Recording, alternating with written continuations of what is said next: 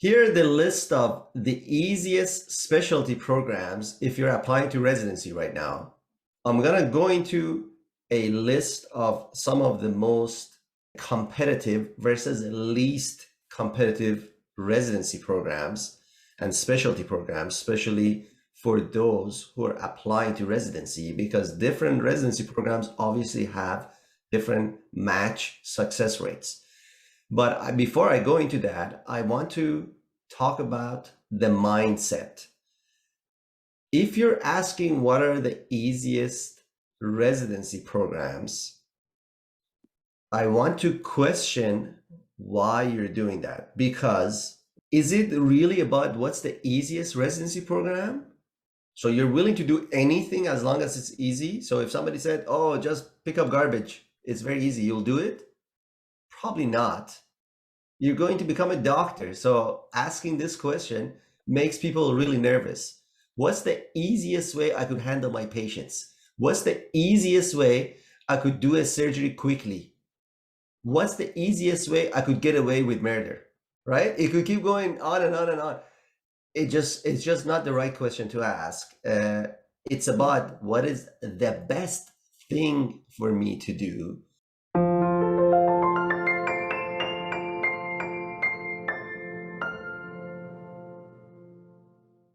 What's good is not easy, and what's easy is usually not good.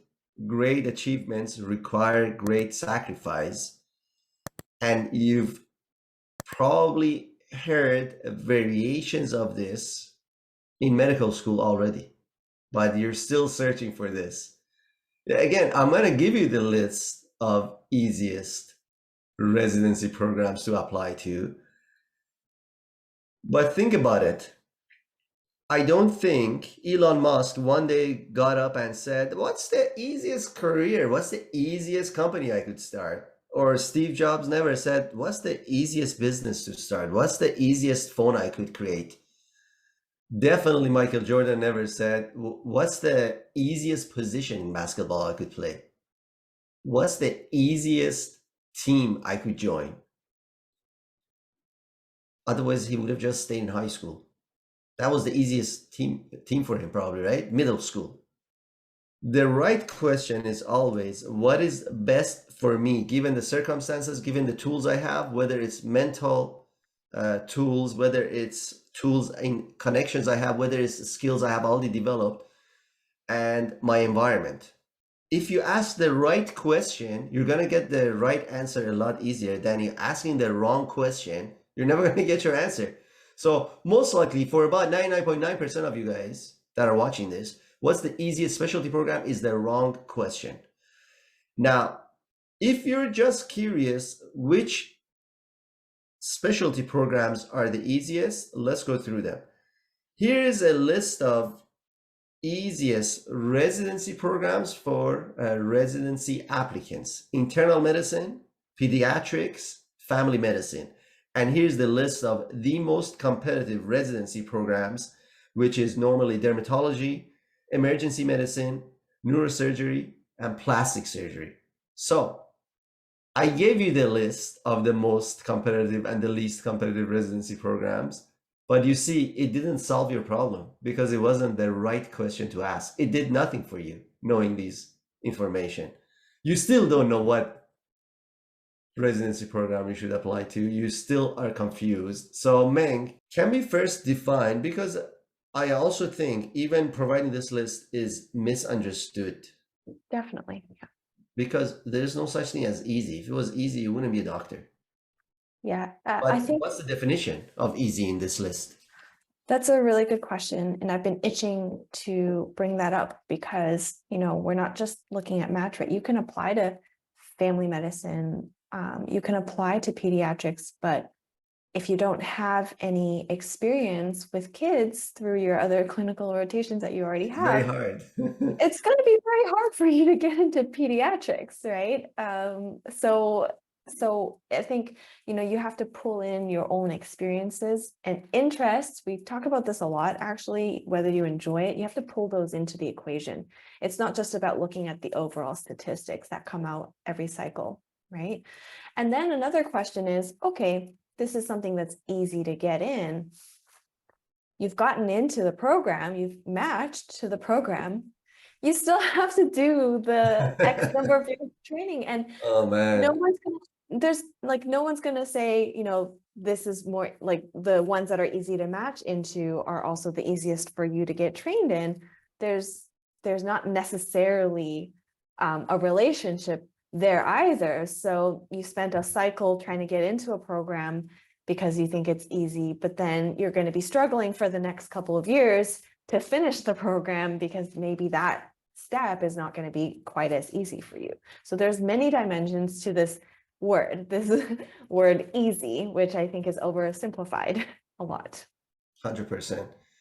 I think the bottom line is you have to figure out what works for you based on your interests, based on your experience, based on the level of patient interaction you like, based on the type of environment you want. Do you want a private clinic? Do you want a public clinic? Do you want to work at a hospital setting? Do you want to be at a research institute? And get all the experiences around that and the tools you need for that specialty, then any specialty is easy to get into because you have the right tools to get in. After that, obviously, again, you got to put in your time, money, and energy. But more importantly, one of the other things is it doesn't matter. Even if you have experience with kids and you're applying to pediatrics, it's still not easy. Why? Because you need to have a fantastic personal statement, fantastic application document. Then if they require you to do Casper, you still got to do well on Casper because right there and then you could get eliminated. Then if you're invited to an interview, you got to do fantastic in the interview. You got to be personable. You got to have some sort of passion about an explanation about what you really want to do because the program director is going to ask you, oh yeah, pediatrics, I see you have experience with kids.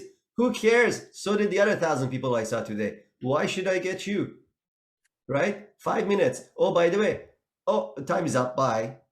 Those are the things you got to be worried about because even if you figure this out, we see so many applicants don't match their top choice because they get application wrong, they get the Casper wrong, they get the interview wrong, and then they're like, what's the easy? No, that wasn't the problem.